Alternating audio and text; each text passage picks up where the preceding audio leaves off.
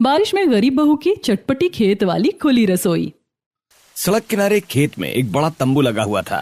तंबू के नीचे कुछ लोग कुर्सियों पर बैठकर मजे से पकौड़े, भुट्टे, आलू का पराठा, घुइया की पत्ती के बड़े मंगोड़े ये सब खा रहे थे। धीमी धीमी बारिश हो रही है। कुछ लोग हाथ में छाता लेकर तो कुछ लोग रेनकोट पहनकर पकौड़ों का आनंद ले रहे हैं। बच्चे पास में खेल रहे हैं। वाह सुनीता, बहू के हाथ के इन पकौड़ों का स्वाद तो सच में लाजवाब है। बिल्कुल सही कहा विमला बहन, ऐसी चटपटी चीजें इस मौसम में मिल जाए तो मजा आ जाता है। तंबू के पास ही एक मचान बनी हुई है जिसके ऊपर बहुत सारी हरी भरी बेलें लटक रही हैं। मचान के आसपास खेतों में ताजी सब्जियां लगी हुई हैं। रसोई के अंदर सुनीता बड़े चाव से खाना बना रही है। वो कढ़ाई में पकौड़े तल रही है। माँ जी जरा आग को थोड़ा और तेज कर दीजिए ताकि पकौड़े एकदम कुरकुरे बने। हाँ बहू, मैं अभी लकड़ियों को ठीक कर देती हूँ, ये भुट्टा भी बस भुनने ही वाला है। देवकी चूल्हे की आंच पर मजे से भुट्टा भून रही है। सुनीता कढ़ाई में तीखा और चटपटा तड़का लगाती है जिसकी तीखी खुशबू पूरे खेत में फैल जाती है। बाहर बैठे लोग खुशबू सूंघते हैं। अरे भाई देखो कितना अच्छा तड़का लगा है, खुशबू तो दूर दूर तक फैल रही है। हाँ, इतनी अच्छी खुशबू आ रही कि पेट भरे होने पर भी भूख लग जाए। रमेश, हरीश और गुड़िया तीनों मिलकर ग्राहकों को गरम गरम भुट्टों के पकौड़े और आलू के पकौड़े सर्व कर रहे हैं। लीजिए भाई साहब, आपके गर्मा गर्म आलू के पकौड़े तैयार हैं, खाकर बताइएगा। और ये लीजिए चाची, आपके लिए एकदम गरम भुट्टे के पकौड़े। भाभी बाहर तो ग्राहकों की लाइन लग गई है, सब आपके हाथ के स्वाद के दीवाने हो गए हैं। गुड़िया तुम लोग बस जल्दी जल्दी सबको सर्व करते जाओ, मैं यहाँ गरम गरम उतार रही हूँ। आखिर भाभी आपने अपनी चटपटी खुली रसोई खेत में बना ही ली, सब कितनी तारीफ कर रहे हैं। आखिर ऐसी क्या जरूरत पड़ी बहू को कि उसे बारिश में खुले में चटपटी रसोई बनानी पड़ी? क्यों एक गरीब परिवार को अपना घर छोड़कर खेत में चूल्हा जलाना पड़ा?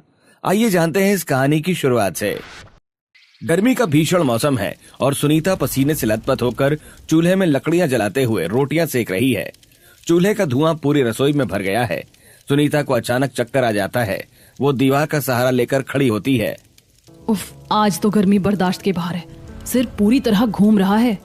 सुनीता जैसे जैसे खुद को संभाल कर रोटियों की टोकरी लेकर बाहर कमरे में आती है जहाँ देवकी, हरीश, रमेश जमीन पर चटाई बिछाकर बैठे हैं। सुनीता सबके सामने थाली लगाते हुए, हे भगवान, खाना बनाने में इतनी गर्मी लग रही है कि क्या बताऊं। चूल्हे का धुआं घर के अंदर भर जाता है और हमारी रसोई भी छोटी सी है। बड़ी मुश्किल से तुम्हें खाना बनाकर लाई हूँ। चलो अब आप लोग जल्दी जल्दी खा लो। सब लोग खाना खाने के लिए बैठते हैं। हरीश सब्जी का पहला निवाला मुंह में लेते हुए, सुनीता बहू इतना चटपटा और टेस्टी खाना बनाती है, लेकिन खाना खाने का मन नहीं करता क्योंकि इतनी ज्यादा गर्मी है कि खाना अंदर तक जाता ही नहीं। हाँ पिताजी, शरीर से इतना पसीना बह रहा है कि भूख ही मर जाती है। हाँ बहू, खाना बहुत अच्छा बनाती है लेकिन अब गर्मी की वजह से खाना खाया ही नहीं जाता। मैं समझ सकती हूँ माँ जी, इस उमस में तो सांस लेना भी भारी लग रहा है। मैं भी बस किसी तरह पेट भरने के लिए 2 रोटियां खा रही हूँ भाभी। परिवार के सभी सदस्य जैसे जैसे थोड़ा खाना खाते हैं, भीषण गर्मी और घुटन के बीच सब उसी छोटे से कमरे में जमीन पर सोने की कोशिश करते हैं, लेकिन किसी को नींद नहीं आती। इस कमरे में तो एक हवा का झोंका भी नहीं आ रहा है। रात कैसे कटेगी? इतनी गर्मी है कि यहाँ पर तो मुझे घुटन हो रही है, छाती पर वजन सा लग रहा है। हाँ जी, पंखा भी बस गर्म हवा फेंक रहा है। भगवान जाने कब राहत मिलेगी इस गर्मी से। रात किसी तरह बीतती है। अगले दिन सुबह जल्दी जल्दी पूरा परिवार तैयार होता है। वे सभी अपने खेतों पर जाने के लिए घर से निकलते हैं। रास्ते में उन्हें चमन कबाड़ी वाला अपने ठेले के साथ मिलता है। राम राम हरीश भाई। अरे भाई, आप लोग तो बहुत ही टाइम के पक्के हो, समय पर खेतों के लिए निकल ही जाते हो। तुम भी तो रोज अपना कबाड़ बेचने समय से निकल जाते हो चमन भाई। हाँ भाई, गरीब हैं। अब गरीब अगर अपना काम समय पर नहीं करेंगे तो कैसे काम चलेगा? बात तो बिल्कुल सच कही आपने। मेहनत के बिना 2 वक्त की रोटी भी नसीब नहीं होती। चलो भाई, आप लोग खेत पर जाओ, मैं भी अपनी गली की तरफ निकलता हूँ। चमन अपना ठेला लेकर आगे बढ़ जाता है। हरीश का परिवार चलते हुए अपने खेतों पर पहुँचता है। उनके खेतों में धान, भुट्टे और सब्जियां लगी हुई हैं। खेतों को देखकर हरीश, हे भगवान, सारी सब्जियां भी सूख रही हैं और हमारा धान और भुट्टे भी सूख रहे हैं। हाँ पिताजी, मिट्टी में बड़ी बड़ी दरारें पड़ गई हैं। पौधों की पत्तियां पीली हो रही हैं। अब बारिश होना बहुत जरूरी है। यदि बारिश नहीं होगी तो क्या होगा? हमारी पूरी मेहनत बर्बाद हो जाएगी। अगर फसल खराब हो गई तो हम साहूकार का कर्ज कैसे चुकाएंगे? सब उस ऊपर वाले के हाथ में है बेटा, हमें अपना कर्म करते रहना चाहिए। सभी लोग सूखी मिट्टी को ठीक करने और बची हुई फसलों को बचाने के काम में लग जाते हैं। ऐसे ही दोपहर हो जाती है। तब सुनीता पेड़ के नीचे आकर सभी को आवाज देते हुए, सुनिए, खाने का समय हो गया, आइए साथ में खाना खा लेते हैं। हाँ भाभी, जल्दी से निकालो, भूख के मारे अब काम नहीं हो रहा। सभी पेड़ के नीचे आकर बैठ जाते हैं। सुनीता कपड़े की पोटली से मक्के की रोटी, कच्चा प्याज और नमक निकालकर सभी को परोसती है। सब लोग मजे से खाना खाते हैं। थोड़ी देर बाद शाम ढलने लगती है। वे वापस घर के लिए पैदल चलते हैं। तभी आसमान में अचानक काले बादल घिरने लगते हैं। देखो भैया, आसमान में कितने घने बादल आ गए हैं। हाँ गुड़िया, हवा भी ठंडी चलने लगी है। बारिश का मौसम अब शुरू होने वाला है। भगवान करे अच्छी बारिश हो जाए ताकि हमारी फसलें भी अच्छी हो जाएं और सूखा खत्म हो। हाँ पिताजी, खेतों को पानी मिल जाएगा तो सब्जियां फिर से हरी हो जाएंगी। वे जैसे ही अपने घर के दरवाजे पर पहुंचते हैं तभी अचानक आसमान से झमाझम बारिश शुरू हो जाती है। वाह, बारिश आ गई, मजा आ गया। सच में भगवान ने हमारी सुन ली। दिल खुश हो गया। चलो जल्दी से घर के अंदर चलो, सब भीग रहे हैं। सब लोग हंसते हुए घर के अंदर जाते हैं, लेकिन तभी अचानक छत के एक हिस्से से पानी की मोटी धार नीचे टपकने लगती है। अरे रमेश, देख, यहाँ पानी गिर रहा है। माँ, छत का छप्पर तो पूरी तरह सड़ चुका है। पैसे न होने की वजह से हम अपना छप्पर नहीं सुधरवा पाए। बहू, तू यहाँ पर कोई बर्तन लगा दे ताकि पानी पूरे कमरे में ना भरे। सुनीता एक बड़ी गंजी लेकर आती है और टपकते हुए पानी के नीचे रख देती है। लेकिन तभी बारिश झमाझम और बहुत तेज होने लगती है। भैया, यहाँ भी टपक रहा है, बिस्तर गीला हो रहा है। माँ जी देखो, चूल्हे के ऊपर भी टपकने लगा, पूरा चूल्हा भीग जाएगा। बर्तन कम पड़ रहे हैं, जल्दी से पानी बाहर फेंकना होगा। जगह जगह से घर टपकने लगता है। पूरा परिवार कटोरी, बाल्टी और डिब्बे लेकर घर के अंदर भरे हुए पानी को बाहर फेंकने में जुट जाता है। वे बहुत देर तक पानी फेंकते हैं। काफी देर के बाद बारिश बंद होती है। चलो भाई, जैसे तैसे हमने ये तो कर लिया। घर तो सूख गया है। भले हमें परेशानी हो रही है, लेकिन हमारे खेत तो हरे भरे हो जाएंगे। पिताजी, चूल्हा और लकड़ियाँ तो पूरी गीली हो गई हैं। मुझे नहीं लगता कि खाना बन जाएगा इनसे। कोई बात नहीं बहू, परेशान मत हो। अब कल सुबह ईंट ला देंगे, तुम चूल्हा बना के खाना बना लेना। आज हम सब ऐसे ही सो जाते हैं। अगली सुबह सुनीता जल्दी उठकर दोबारा चूल्हा बनाने के लिए घर के बाहर ईंटें ढूंढने लगती है। गांव में उसे पड़ोसन विमला और शीला मिल जाती हैं। अरे सुनीता बहू, इतनी सुबह सुबह कहाँ जा रही हो हाथ में तगाड़ी लिए? राम राम विमला चाची, बस गांव में ईंटें ढूंढने निकली हूँ। कल बारिश में चूल्हा टूट गया है, उसी को बनाना है। वैसे सुनीता बहू, तुम खाना तो बहुत लाजवाब बनाती हो और तड़के की खुशबू तो बाहर सड़क तक आती है। जब तुम रसोई में तड़का मारती हो तो हमारा भी मन ललचा जाता है। कभी अपने हाथ का खाना हमें भी तो खिलाओ। हाँ जरूर खिलाऊंगी चाची, पर अभी चलती हूँ। सुनीता ईंटें तगाड़ी में उठाती हैं और अपने घर की तरफ आते हुए मन ही मन, सब लोग मुझे यही कहते हैं कि सुनीता तू बहुत अच्छा खाना बनाती है, खुशबू बाहर तक आती है, तो हमें भी खिलाना। लेकिन मैं किसको बताऊं कि मुझे खिलाने का बहुत मन है, लेकिन पैसे हो तो खिलाऊं ना। सुनीता ईंटें लेकर अपने घर पर पहुंचती है। फिर सुनीता और देवकी मिलकर ईंटों से नया चूल्हा बनाती हैं। चूल्हा सूखने पर सुनीता फटाफट आग जलाती है और फिर खाना बनाती है। वो गरम गरम रोटियां और सब्जी बनाकर सबको परोसती है। खाना खाकर रमेश, सुनीता बहुत बढ़िया खाना बना है, अब पेट भर गया तो खेत में काम करने की ताकत आ गई। आप लोग अच्छे से खा लीजिए, खेत में आज बहुत काम होगा। सभी लोग खाना खाकर खेतों के लिए निकल जाते हैं। सुनीता भी अपने बर्तनों को समेटकर उनके पीछे पीछे खेत की तरफ चल देती है। जैसे ही पूरा परिवार खेत में कदम रखता है, वैसे ही फिर से झमाझम बारिश शुरू हो जाती है। तेज गर्मी के बाद आई इस बारिश को देखकर पूरा परिवार खुशी से झूम उठता है। वाह, मजा आ गया भैया। भाभी देखो कितनी तेज बारिश हो रही है। हरीश और रमेश खेत की मिट्टी में खड़े होकर बारिश का आनंद लेते हैं। सब लोग नहाते हैं और भीगते हुए खेत में काम करते हैं। वाह भाभी, देखो ये बारिश की बूंदें तो जादू कर देती है, ना सिर्फ पेड़ों पर बल्कि हम पर भी। देखो ना कितना अच्छा लग रहा है। हाँ गुड़िया, खेतों की प्यास बुझ गई, हमारी फसलें अब मुस्कुराएंगी। सच में इस बारिश ने हमारी सारी थकान मिटा दी। चलो अब जल्दी से सब्जियों की क्यारियां ठीक कर लेते हैं। इस तरह से वो सभी लोग फिर खेतों में काम करके शाम को अपने घर वापस आ जाते हैं। लेकिन घर पहुंचते ही उनकी खुशियां गायब हो जाती हैं। हे भगवान, सारा पानी तो फिर से घर के अंदर भर गया है। सभी मिलकर डब्बों से पानी को बाहर निकालते हैं। फिर सुनीता जैसे तैसे लकड़ियां जलाकर खाना बनाती है और सबको खिलाती है। खाना खाकर सभी लोग किसी तरह सो जाते हैं। अगले दिन सुबह सुनीता पूरे घर में कीचड़ और पानी को फैला हुआ देखकर सभी से, पिताजी आप लोग खेत निकलिए, मैं ये सारा पानी और कीचड़ साफ करके आप लोगों के लिए खाना बनाकर खेतों में ले आऊंगी। सुनीता तू अकेले ये सब कैसे साफ करेगी, हम मदद कर देते हैं। नहीं नहीं, आप लोग जाइए, मैं सारा काम करके आती हूँ, खेतों का काम ज्यादा जरूरी है। ठीक है बहू, हम निकलते हैं, तू अपना ध्यान रखना। हरीश, रमेश, देवकी और गुड़िया खेत चले जाते हैं और सुनीता घर में काम में लग जाती है। वो कीचड़ साफ करती है, फिर जैसे तैसे चूल्हे को सुखाकर खाना बनाती है और खाना टोकरी में कपड़े से ढककर टोकरी लेकर खेतों की तरफ निकल जाती है। गांव की कच्ची पगडंडी पर सुनीता खेतों की तरफ जा रही थी। तभी अचानक एक झाड़ी के पीछे से एक बड़ा कुत्ता भौंकता हुआ बाहर आ जाता है। अरे हट हट, यहाँ से दूर हो। कुत्ता सुनीता की तरफ लपकता है। सुनीता अपनी टोकरी संभालते हुए तेज दौड़ने लगती है। फिर वो हांफते हुए एक मोड़ पर रुककर, उफ, मेरी तो सांस ही अटक गई थी। खाना बनाकर खेतों में लेकर जाना भी आसान नहीं है। तभी अचानक सामने रोड से एक बड़ा ट्रक हॉर्न बजाता हुआ गुजरता है। सुनीता की नजर उस पर पड़ती है। वो देखती है कि खुली ट्रक में पीछे औरत एक गैस स्टोव रखकर खाना बना रही है। ट्रक आगे बढ़ रहा है और वो औरत बहू की आराम से सब्जी चला रही है। अरे, चलते ट्रक में गैस चूल्हा जलाकर खाना बन रहा है। ट्रक में बैठी वो औरत भी सुनीता को देखकर मुस्कुराते हुए चली जाती है, लेकिन सुनीता के चेहरे पर एक नई चमक आ जाती है। जब वो औरत वहाँ खुले ट्रक में खाना बना सकती है तो क्यों ना मैं भी अपने खेत में खुली रसोई बना लूं, जिससे कि आसानी से खाना बनाकर सबको खिला पाऊंगी। ऐसा सोचते हुए वो खेतों पर पहुंचती है। उसका पूरा परिवार खेत के किनारे एक इमली के पेड़ के नीचे भूख से बैठा हुआ है। देवकी उसे देखकर, अरे सुनीता, ये क्या बात हुई, इतनी देर हो गई, सबको भूख लगी है, तुम इतनी देर से खाना लेकर आई हो? हाँ बहू, भूख के मारे पेट में चूहे कबड्डी खेल रहे हैं, बहुत देर कर दी तुमने। क्या करूँ माँ जी, इतना सारा काम था घर पर, पूरे घर का कीचड़ साफ करना पड़ा, चूल्हा सुखाना पड़ा। अच्छा अच्छा, कोई बात नहीं, अब जल्दी से थाली लगा।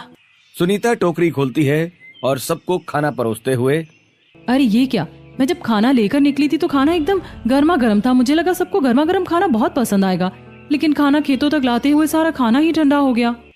कोई बात नहीं सुनीता, ठंडा होने के बाद भी खाने से बहुत अच्छी खुशबू आ रही है और इसका स्वाद भी बहुत अच्छा है। सभी लोग बड़े चाव से खाते हैं। तभी खेत से लगे कच्चे रास्ते से गांव के दो मजदूर गुजर रहे होते हैं। आलू गोभी की सब्जी की तीखी खुशबू उनके नाक तक पहुंचती है। अरे भाई, कितनी अच्छी खुशबू आ रही है, ऐसा लग रहा है जैसे किसी ढाबे पर बहुत अच्छी गोभी आलू की सब्जी बन रही है। हाँ भाई, मुझे भी ऐसा लग रहा है, मुंह में पानी आ गया। दोनों मजदूर बातें करते हुए आगे चले जाते हैं।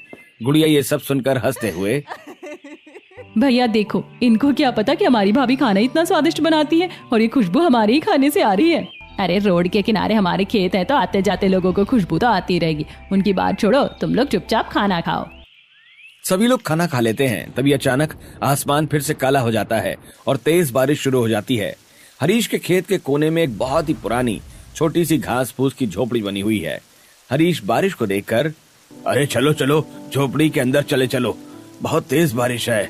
पूरा परिवार भागकर उस छोटी सी झोपड़ी में सिमट जाता है। बाहर मूसलाधार पानी बरस रहा है और झोपड़ी की छत से भी हल्की बूंदें टपक रही हैं। झोपड़ी के अंदर पूरा परिवार सिकुड़ कर बैठा हुआ है। बाहर बारिश थमने का नाम नहीं ले रही है और झोपड़ी की पुरानी घास फूस से पानी नीचे रिस रहा है। अरे बहुत देर हो रही है, बारिश बंद भी नहीं हो रही, अब क्या करेंगे हम? हाँ माँ जी, हमारे घर में तो पानी भर गया होगा और अब जाकर खाना बनाने के लिए पहले सारा पानी घर के बाहर निकालना पड़ेगा। मुझे बहुत देर हो जाएगी। भाभी, इस झोपड़ी में खाना नहीं बना सकते क्या? यहाँ तो हम बारिश से ही बचे हुए हैं। इतनी सी झोपड़ी है, अगर इसमें खाना बनाएंगे तो सारा धुआं झोपड़ी के अंदर भर जाएगा और सांस लेना भी मुश्किल हो जाएगा। हाँ गुड़िया, और वैसे भी ये झोपड़ी घास फूस की है, इसमें आग भी लग सकती है। काश ऐसा होता कि खेतों में ही हमारी चारों तरफ से खुली रसोई होती, जहाँ धुआं भी ना रुकता और गर्मी भी नहीं लगती। कुछ समय बाद बारिश बंद हो जाती है और पूरा परिवार झोपड़ी से बाहर आता है और घर जाने के लिए अपने कदम बढ़ाता है। तभी अचानक हरीश की नजर खेत के दूसरे कोने पर पड़ती है, जहाँ कुछ आवारा जानवर घुस आए हैं। अरे ये क्या, देखो 3-4 आवारा पशु हमारे खेत के अंदर घुस रहे हैं। अरे हटो हटो, यहाँ से भागो भागो यहाँ से। हरीश और रमेश आवारा जानवरों को वहां से भगाते हैं। तभी देवकी खेत में लगी लौकी की एक बेल को देखकर, हे भगवान, इस लौकी के एक बेले में एक बड़ी सी लौकी फल गई थी। मैंने सोचा था कि कल उसी की सब्जी बनाएंगे, लेकिन लगता है गाय उसे भी खा गई। माँ, तुम्हें अपनी लौकी की चिंता हो रही है और मुझे तो ऐसा लगता है कि अगर हम चले जाएंगे तो ये जानवर तो हमारा पूरा खेत ही खराब कर देंगे। हमारी बच्ची कुची सब्जियां भी खा जाएंगे। बातें करते हुए सभी अपने घर की तरफ निकल जाते हैं। पूरा परिवार रात के अंधेरे में भीगते हुए जैसे ही अपने घर पहुंचता है तो उनके सामने तबाही का मंजर होता है। घर का छप्पर पूरी तरह टूटकर नीचे गिर चुका है, केवल दीवारें ठीक हैं। हे भगवान, हमारा तो आशियाना ही उजड़ गया। अब हम कहाँ सिर छुपाएंगे? रोने से काम नहीं चलेगा माँ, हमें हिम्मत रखनी होगी। पिताजी चलिए इस छप्पर का मलबा हटाते हैं और फिर बिस्तर लगाकर सो जाते हैं। हमें सुबह खेतों में काम करने भी तो जाना है ना। जैसे तैसे रात के 3 बजे तक वो लोग अपने घर का मलबा हटाते हैं और फिर बिस्तर लगाकर अपने टूटे हुए घर के अंदर ही सो जाते हैं। थकावट के कारण सभी को नींद भी आ जाती है। अगले दिन सूरज सर पर आ जाता है और पूरा परिवार बहुत देर से खेत पहुंचता है। हरीश सूखी क्यारियों को देखकर माथा पकड़ते हुए, आज तो हमें आने में काफी देर हो गई। इतनी देर से अगर हम खेतों पर आएंगे तो काम कैसे करेंगे? और हमारी रोजी रोटी तो यही खेत है। हमें उनकी देखभाल सही समय पर ही करनी होगी। इसका कोई ना कोई हल तो निकालना ही पड़ेगा पिताजी। ऐसे रोज रोज भागदौड़ नहीं हो सकती।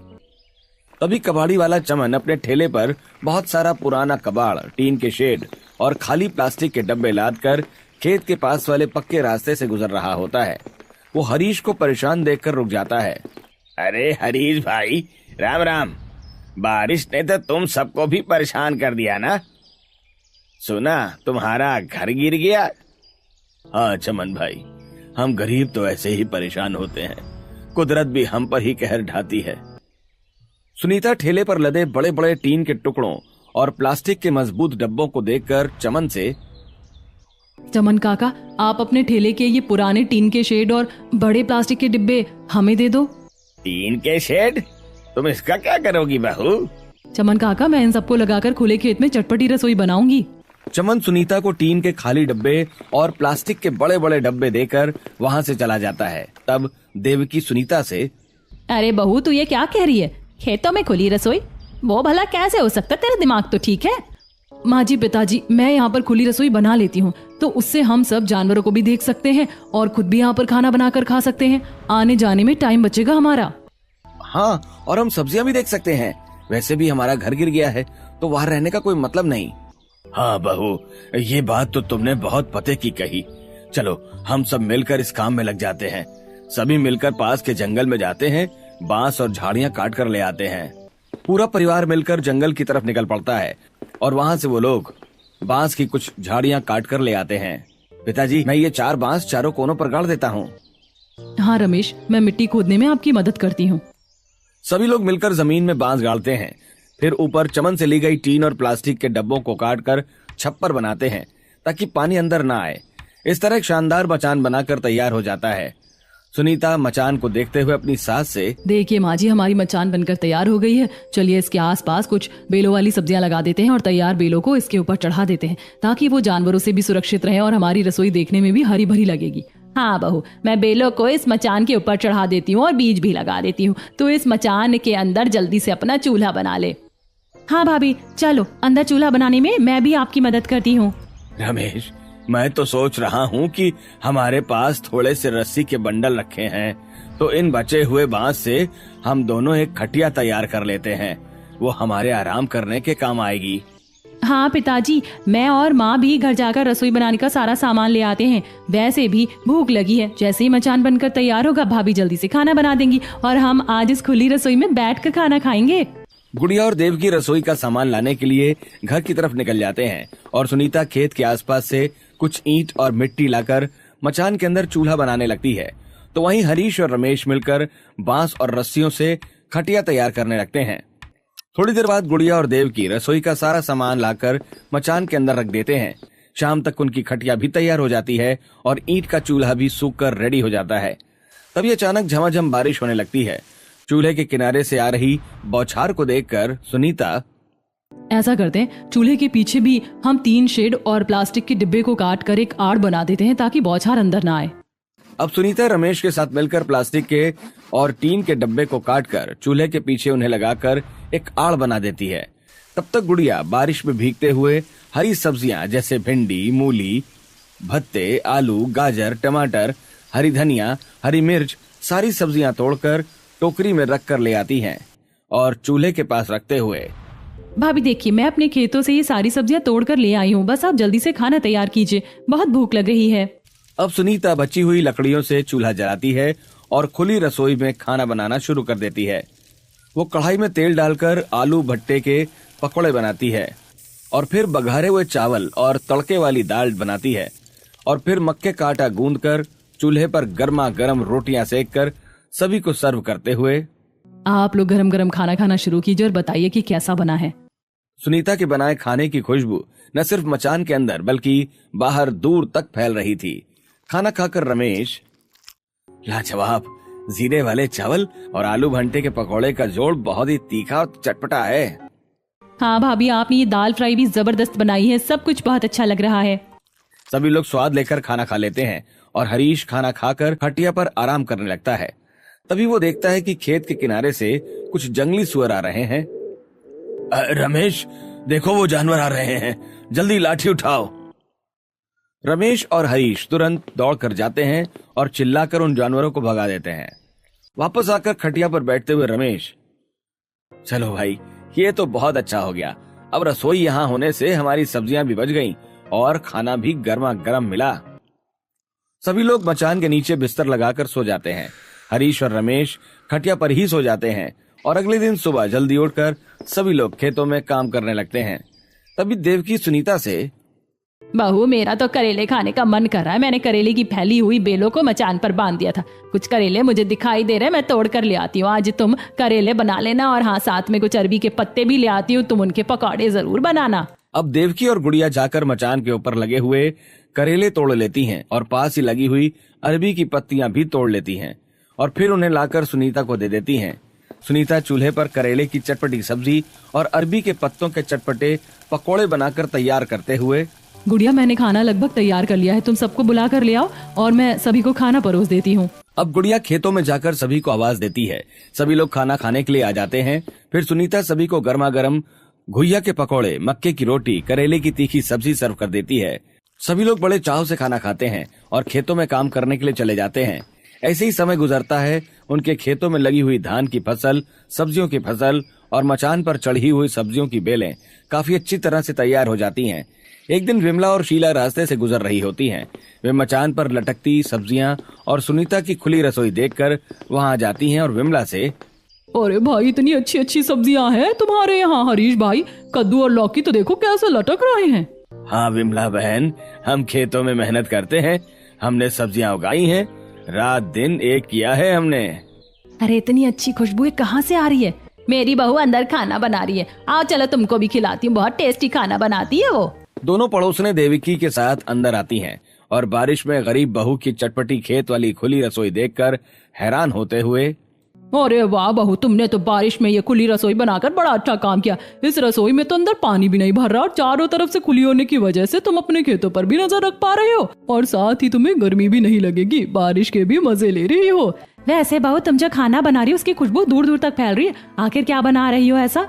बैठिए चाची जी, मैं आपको खिलाती हूँ। आज मैं भुट्टे के पकौड़े, तड़के वाले चावल और मक्की की रोटी और अपने ही खेतों में उगी हुई सब्जियां बना रही हूँ। बैठो बहन, तब तक मैं एक तरफ चूल्हे की आग पर तुम लोगों के लिए भुट्टे भी भून देती हूँ।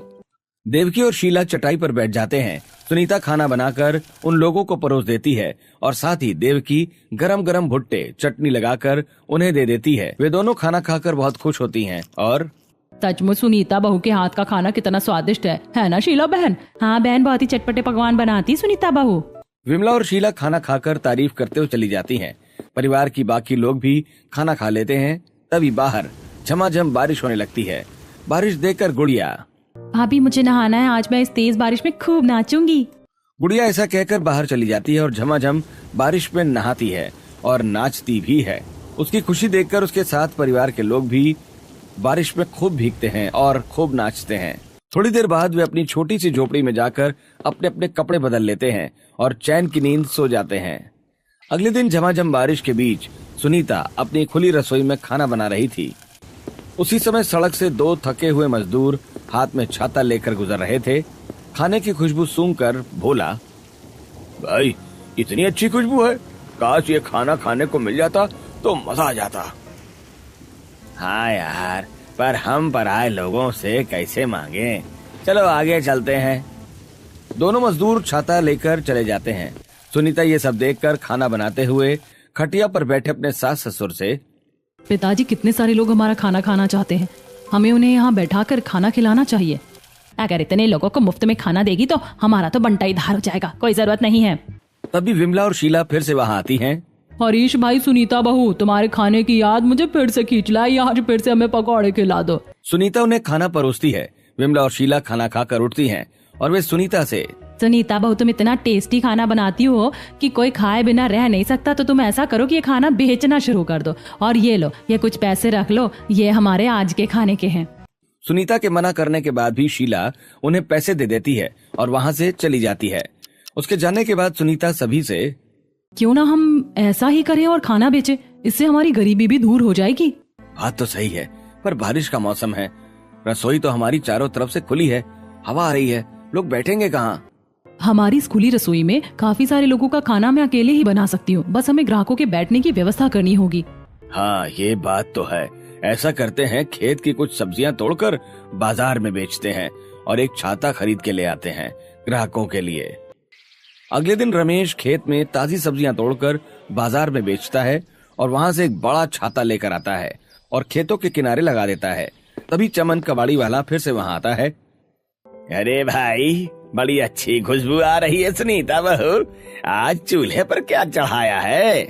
चमन काका, आज मक्के की रोटी और चटपटी चटनी है, आइए आप खाना खाइए। सुनीता चमन को भरपेट खाना खिलाती है। फिर चमन, बहू मेरे पास पैसे तो नहीं है, पर इस स्वादिष्ट भोजन के बदले मैं तुम्हें अपने ठेले से 2-3 पुरानी कुर्सियां दे देता हूँ। बहुत बहुत धन्यवाद काका, ये हमारे बहुत काम आएंगी। इस तरह एक छाते के नीचे 2-3 कुर्सियां लग जाती हैं। रमेश एक लकड़ी के पट्टे पर कोयले से चटपटी रसोई का खाना सिर्फ 50 रुपए में का बोर्ड भी लगा देता है। तभी वहीं 2 मजदूर आकर, अरे देखो यहाँ बोर्ड लगा है, तो क्या यहाँ खाना बिकता है? हाँ भाई साहब, बिल्कुल गरम और चटपटा खाना मिलता है, आइए बैठिए। दोनों झमाझम बारिश के बीच छाते के नीचे कुर्सियों पर बैठ जाते हैं और बोर्ड पढ़ते हुए रामू, अरे ये तो बहुत सस्ता है, हम दोनों ही 50 में खा लेंगे, 25 तेरे 25 मेरे। हाँ भाई, ये तो हमारे बजट में है। सुनीता दोनों को 50 के चटपटी आइटम परोसती है। दोनों तारीफ करते हुए तड़के वाली दाल, चावल, मिक्स वेज की सब्जी, भुट्टे के पकौड़े, चटनी और गर्मा गर्म भुट्टे खाकर वहां से चले जाते हैं। हरीश का परिवार पैसे पाकर बहुत खुश होता है। अगले दिन वो 2 मजदूर 5-6 और मजदूरों को अपने साथ लेकर आते हैं। भाई हमको भी चटपटा खाना चाहिए, हमें वो 50 वाली थाली दे दो। तभी अचानक तेज बारिश होने लगती है, फिर भी मजदूर बिल्कुल नहीं भीगते। वे अपना अपना छाता खोल लेते हैं और कुछ मजदूर अपना रेनकोट पहन लेते हैं और फिर सभी लोग वहां बैठकर खाना खाते हैं। मचान के अंदर रमेश खाना बना रही सुनीता से, सुनीता ऐसे तो काम नहीं चलेगा, हमको यहाँ पर एक लंबा शेल्टर बनाना पड़ेगा ताकि सब लोग सूखे में बैठकर खाना खा सकें। पर अभी तो हमारे पास पैसे नहीं है, कुछ दिन तो ऐसे ही चलाना पड़ेगा। कोई बात नहीं बेटा, हम एक और बड़ा छत्ता ला सकते हैं बाजार से। हरीश एक और छत्ता लाकर लगा देता है। अब मजदूर छाते के नीचे बैठकर खाना खाने लगते हैं। ऐसे कुछ दिन बीतते हैं और उनके पास कुछ पैसे भी इकट्ठे हो जाते हैं। फिर ये लोग बाजार में एक लंबा सा तिरपाल खरीदते हैं और कबाड़ वाले चमन से ही खरीद कर कुछ कुर्सियां, टेबल, कुछ पुराने टेबल तिरपाल के नीचे रख लेते हैं और फिर इस तरह से उनका तिरपाल का बड़ा शेल्टर तैयार हो जाता है और लोग वहां पर आराम से बैठकर खाना खाने लगते हैं। एक दिन वहां से गुजरते हुए साहूकार सुनीता की चटपटी रसोई और छोटे से ढाबे को देखकर हरीश के पास आकर, अरे वाह हरीश, तुमने यहाँ खेतों में खुली रसोई के साथ साथ ढाबा भी बना लिया है। राम राम साहूकार जी, बस गुजर बसर हो रही है। हरीश, तुमने मुझसे जो पुराना कर्जा लिया था उसे आज ही वापस करो या मुझे तुम्हारा गांव का घर दे दो। साहूकार जी, वो घर तो हमारा इकलौता आशियाना है, थोड़े दिन रुक जाइए, हम आपको आपका पूरा पैसा ब्याज समेत दे देंगे। ठीक है, मैं तुम्हें 1 हफ्ते का टाइम देकर जा रहा हूँ, अगर पैसे नहीं मिले तो घर मेरा होगा। साहूकार वहां से चला जाता है। तभी कॉलेज की कुछ लड़कियां वहां आती हैं और झमाझम बारिश के बीच में गरीब बहू की चटपटी खेत वाली खुली रसोई को देखकर आपस में बातें करते हुए, देख रही है शिप्रा, बारिश में खुली रसोई कितनी अच्छी लग रही है और खुशबू तो कितनी अच्छी आ रही है।